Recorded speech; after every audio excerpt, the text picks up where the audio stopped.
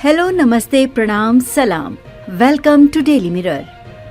नया साल बिहार के गोपालगंज के लिए बड़ी सौगात लेकर आया है और जल्द ही जिले को सबैया एयरपोर्ट से हवाई सेवा की सौगात मिलने वाली है, जिसके लिए ग्राउंड जीरो पर भी काम शुरू हो गया है।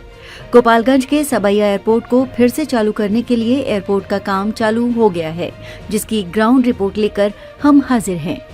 तस्वीरों में आप देख सकते हैं कि कैसे सबैया एयरपोर्ट पर बनी इस पुरानी इमारत की मरम्मत का काम किया जा रहा है। इससे पहले एयरपोर्ट के बने खंडहर हो चुके इमारत को मिस्त्री और मजदूर मिलकर तैयार करते हुए आप तस्वीरों में देख सकते हैं। इसी के साथ बीते सोमवार को 4 करोड़ की लागत से एयरपोर्ट की बाउंड्री वॉल का निर्माण शुरू हो गया है। इसकी आधारशिला जेडीयू सांसद डॉक्टर आलोक कुमार सुमन ने रखी। उड़ान योजना में शामिल सबैया एयरपोर्ट पर जल्द से जल्द विमानों का परिचालन जल्द से जल्द शुरू होने की उम्मीद बढ़ गई है।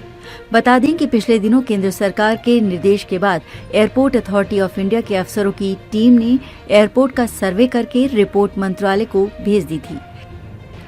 AAI के अफसरों के अनुसार गोपालगंज से छोटे विमानों की उड़ान के लायक विकसित करने की तैयारी की जा रही है। अफसरों की टीम इन जगहों पर अध्ययन के बाद फिजिबिलिटी रिपोर्ट तैयार करेगी। शुरुआती अध्ययन में ये देखा जाएगा कि इन शहरों में एयरपोर्ट के निर्माण के दौरान कितना काम होगा। वहीं इसको लेकर जेडीयू सांसद डॉक्टर आलोक कुमार सुमन ने बताया कि रक्षा मंत्री और रक्षा सचिव ने संबंधित अधिकारियों को इस एयरपोर्ट की जमीन की नापी करवाने के साथ ही उसकी 4 दीवारी कार्य शुरू कराया गया है। जल्द ही इस एयरपोर्ट के रनवे की मरम्मत का कार्य भी शुरू किया जाएगा, ताकि नागर विमानन मंत्रालय के द्वारा बोली की प्रक्रिया जल्द से जल्द शुरू की जा सके। सांसद डॉक्टर आलोक कुमार सुमन ने कहा कि जैसे ही इस एयरपोर्ट की 4 दीवारी और रनवे की मरम्मती का कार्य पूरा हो जाएगा, तब एयरलाइंस कंपनियां इस एयरपोर्ट पर परिचालन के लिए बोली की प्रक्रिया में भाग ले सकेंगी। अब हम आपको बताते हैं कि गोपालगंज और सीवान के लोगों के लिए सबैया एयरपोर्ट क्यों जरूरी है। दरअसल इन दोनों जिलों से करीब 1.5 लाख से अधिक लोग विदेशों में रह रहे हैं। यहाँ के ज्यादातर परिवारों से कोई न कोई खाड़ी देशों में जो अपने घर पैसा भेजते हैं। इनमें से खाड़ी देशों के Muscat, Oman, Saudi, Iran, Bahrain, Dubai जाते हैं। सीवान के बाद विदेशी मुद्रा की सर्वाधिक आवक गोपालगंज में है। यहाँ घरेलू उड़ान शुरू होने से कारोबार बढ़ेगा और देश में विदेशी मुद्रा लाने वाले कमासूतों को सहूलियत मिलेगी। साथ ही सरकार का राजस्व भी बढ़ेगा। ये तो हमने सबैया एयरपोर्ट के मौजूदा हालत की जानकारी दी। अब आपको सबैया एयरपोर्ट का इतिहास भी बताते हैं, जिससे आपको इसकी महत्ता का अंदाजा लगेगा। इस एयरपोर्ट का निर्माण ब्रिटिश काल में द्वितीय विश्व युद्ध के दौरान किया गया था। उस समय इसका मुख्य उद्देश्य सैन्य उपयोग के लिए था और ये स्थान रणनीतिक दृष्टि से बेहद महत्वपूर्ण था। ब्रिटिश सेना ने इसे अपने हवाई अभियानों के लिए विकसित किया था और ये एयरपोर्ट उस समय की आधुनिक तकनीकों से सुसज्जित था।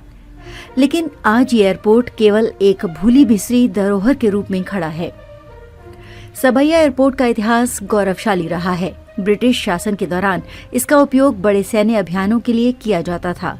इस क्षेत्र की भौगोलिक स्थिति और इसके आसपास के खुले क्षेत्रों ने इसे हवाई अभियानों के लिए आदर्श स्थान बना दिया था।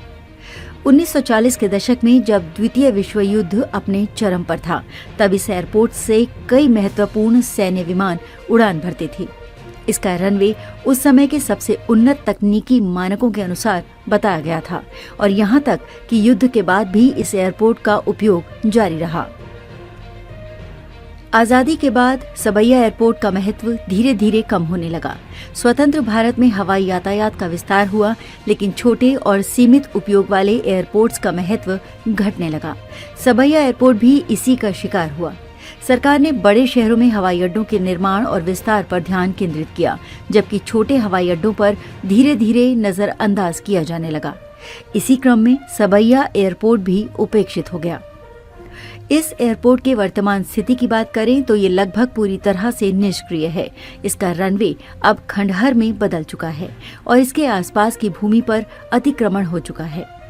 स्थानीय किसान इस भूमि का उपयोग कृषि कार्यों के लिए करते हैं। एयरपोर्ट के भवनों की स्थिति जर्जर हो चुकी है और यहाँ तक कि इन भवनों का ढांचा भी अब कमजोर पड़ चुका है। ये स्थान अब केवल इतिहास के अवशेषों के रूप में बचा हुआ है, जो कभी इस क्षेत्र के विकास और रणनीतिक महत्व का प्रतीक था। सबैया एयरपोर्ट को चालू करने की मांगें बार बार उठती रही हैं, लेकिन हर बार ये केवल राजनीतिक वादों और घोषणाओं तक सीमित रह गई हैं। एक समय ऐसा भी था जब ये एयरपोर्ट क्षेत्रीय विकास का केंद्र माना जाता था। इसके सक्रिय होने से गोपालगंज जिले और इसके आसपास के इलाकों में व्यापार और उद्योग को बढ़ावा मिल सकता था।